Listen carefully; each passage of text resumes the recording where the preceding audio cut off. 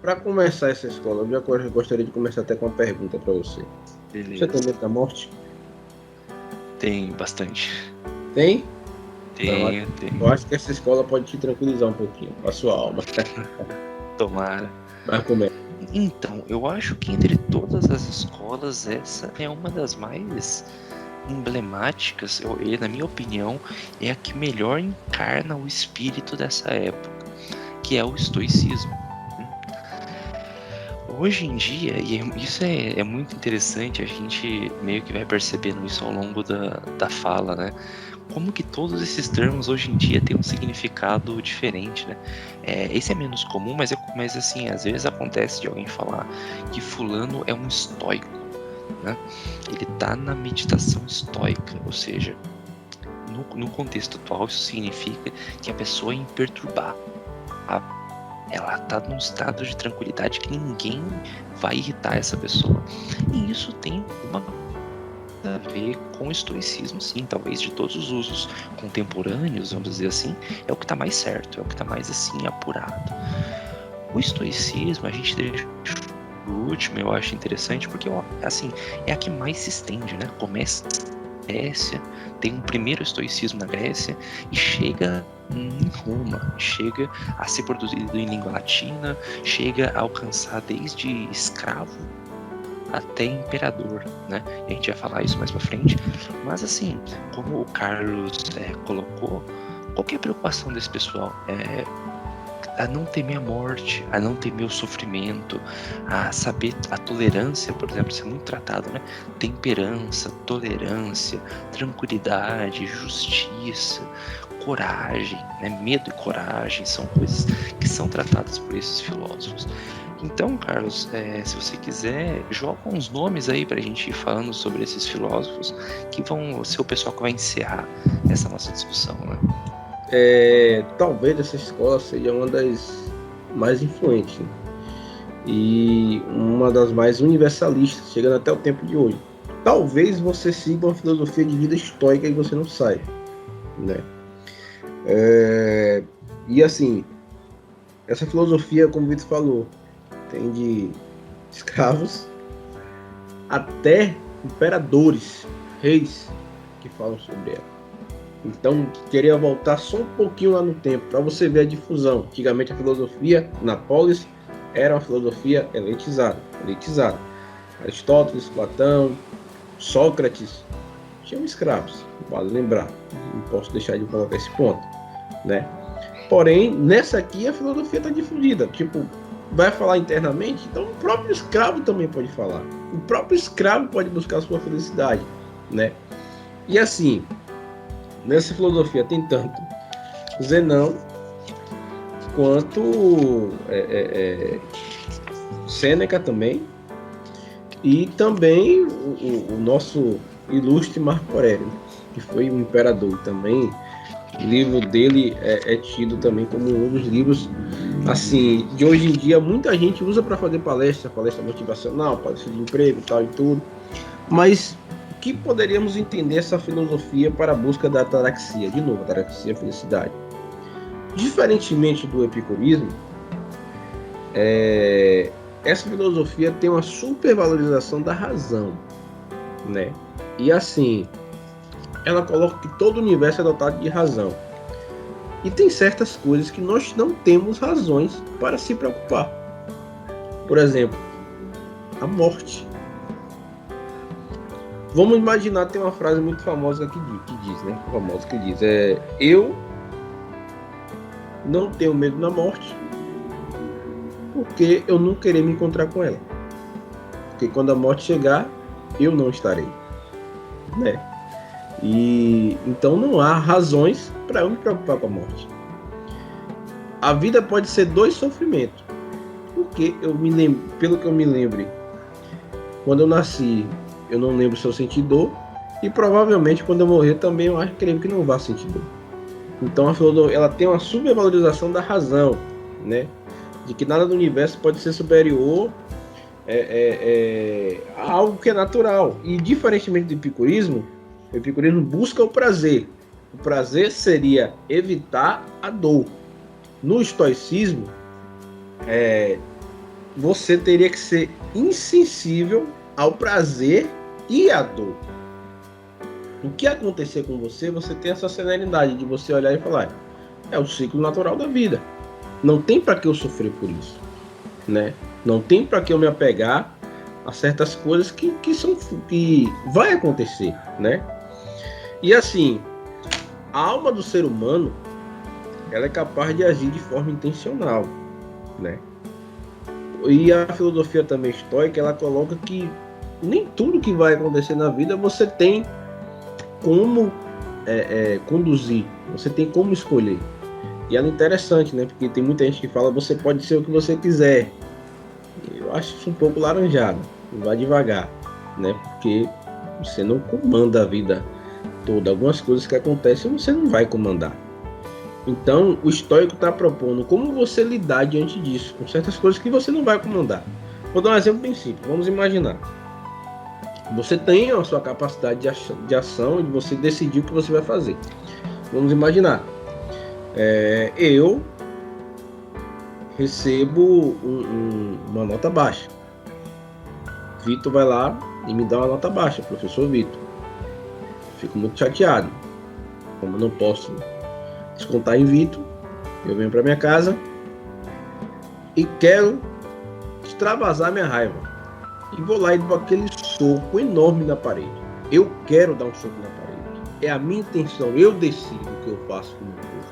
Meu corpo, minhas células. Eu vou dar um murro na parede com toda a minha força. Essa é a minha ação. Isso é o que eu quero. Porém, eu quero dar um murro na parede. Mas depois do murro na parede, minha mão quase quebra, né? Eu não queria sentir dor. Mas é uma paixão. O que é paixão? Vale lembrar para quem está apaixonado. Paixão, na filosofia, significa sofrer, viu? Só para ficarem cientes. E aí você dá um murro na parede, porque você quis, mas a dor que você sente, você não queria. Então, essas são coisas que vão acontecer e você tem que estar... entender isso aí, né? Nossas ações são voluntárias. Isso é a atividade da alma, segundo o estoico, né? E os prazeres e as dores que vivenciamos, são paixões, né? E as paixões não dependem apenas da razão. Eu amo uma pessoa, não quer dizer que ela vai me amar, né? Bom, e aí o que acontece? Eu amo ela não me ama, o que eu posso fazer? Eu posso aceitar. Então, o estoicismo está falando, repito dizer, diferente do epicurismo, essa insensibilidade ao prazer e à dor, utilizando a razão. Mas vamos lá, Vitão, continue, que eu sei que você tem muita frase bacana para falar aí, que representa muito essa filosofia estoica. Uma das coisas que eu acho que é mais característico, né, desses filósofos do estoicismo, você mencionou, e que eu acho que é o mais interessante, para esses filósofos é possível ser feliz até mesmo sob tortura, até mesmo com a mais terrível dor. Se a gente for pensar, por exemplo, no Aristóteles, isso não é possível, né? Felicidade é um outro conceito. Para esses filósofos, não. É um estado de espírito muito relacionado com a vontade, com a inclinação espiritual. Epicteto, que foi outro filósofo grego estoico, ele foi escravo e sofreu muito enquanto foi escravo, e ainda assim afirmava que era feliz, né? Pois ele tinha uma tranquilidade dentro da sua alma tão grande que esse mundo externo não poderia afetá-lo de qualquer forma. Mas assim, o espírito do estoicismo no geral é assim. Tem uma outra questão que os estoicos trabalham que eu acho muito interessante, que mostra um pouco assim qual é a inclinação geral, né, desses filósofos. Eles criticam muito, e acho que isso tem muito a ver com a nossa sociedade hoje, a nossa preocupação, como a gente é aficionado com o passado e com o futuro, mas esquece do presente, né? Isso é falado hoje em dia o tempo todo. Você mencionou em palestra motivacional, em coach, isso está na boca do pessoal, e quem primeiro pensou isso foram os estoicos. Tem gente que vive na nostalgia do passado, de ficar basicamente revivendo coisas que já viveu, Tem gente que fica na esperança do futuro, ou seja, antecipando coisas que ainda não viveu, e o presente, que é a única coisa que realmente existe, a gente não vive.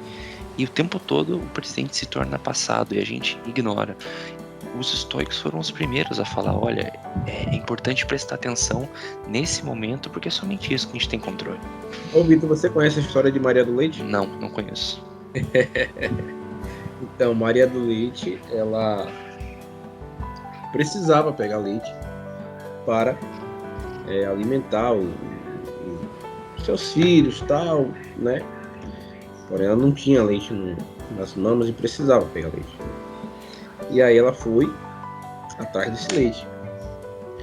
Quando ela foi atrás desse leite, ela conseguiu encher um balde imenso de leite. Ia para casa. Só que no momento que ela encheu, ela ficou pensando: bom, esse leite eu vou dar para meus filhos, vou fazer um mingau, vou fazer isso aqui, vou fazer assado, dessa forma, só pensando no futuro. Pensou tão alto, olhando para cima, que tropeçou numa pedra e o leite derramou. E aí, o que acontece? Sabe o que Maria fez? Ficou sentada pensando em todo o passado. Ah, nossa, que trabalho que eu tive para fazer esse leite, para fazer isso aqui e tal. E aí, vou lá, o leite caiu. Se eu não tivesse tropeçado nessa queda, o que acontece? Maria não estava pensando no presente. O leite caiu. Pega, vai lá e enche de novo. E aí vem essa frase, né? Não chore pelo leite derramado. Eu acho que isso exemplifica muito bem o que você está falando sobre essa parte aí. Perfeitamente, é uma história perfeita e assim, realmente engloba todo o espírito, né, da coisa. E assim, por quê? Né? Justamente porque eu não sabia, inclusive, que o ditado vinha daí, não chorar pelo leite derramado. Mas por quê? Né? Por que não chorar pelo leite derramado? Porque é um sofrimento em vão, né? E é essa o grande. Queria até contar essa história, senão eu perco o gancho aqui. Que eu tenho uma amiga minha que é psicóloga, né? E ela fala muito sobre... Ela trata muitas pessoas que perderam entes queridos muito próximos. E assim, essas pessoas chegam querendo se suicidar, porque o passado está sempre atrelado. E ela tenta fazer com que a pessoa viva no presente. Não quer dizer que você vai esquecer seu passado. Também não vamos ser aqui muito metafísicos. Você tem passado, você tem memória, né? Mas viver no presente é um estado que ela considera zen, né? É uma forma, é um gancho na sua vida. Olha, estou no presente. Porque se você não viver o presente, você começa a ficar um pouco irracional. Vai chegar o futuro que você almeja. Nesse futuro você sempre vai ficar no passado. Então você não vai conseguir fazer essa transição. Então é importante isso que você falou. Desculpa interromper mais uma vez o professor Vitor, mas é interessante a gente falar isso porque tem tudo a ver com o estoicismo e eu quero passar de maneira mais simples, até porque é uma escola que eu busco viver um pouco na minha vida, né? Não pego todo, mas busco viver um pouco o epicurismo, o ceticismo, e que o estoicismo realmente é muito influente na minha vida e eu tento pegar um pouco do gancho dele. Não, e isso é crucial, né? Porque a gente não vai ter como falar de tudo que foi dito. Como a gente disse, são vários filósofos. Cada filósofo tem as suas peculiaridades, mas o mais importante é o gancho principal, né? E aqui, acho que com esses exemplos, a gente tenta trazer atenção, né? Para que esses filósofos tratam no geral. Por exemplo, a gente não tratou sobre temperança, sobre tolerância, mas já dá para imaginar qual é o espírito da coisa. Se eventualmente vocês vierem a lidar com uma discussão sobre tolerância, por exemplo, do pensamento do Sêneca, que é um filósofo estoicista, como o Carlos falou, você já sabe mais ou menos qual linha esperar disso. E aí qualquer leitura de texto você já consegue esperar.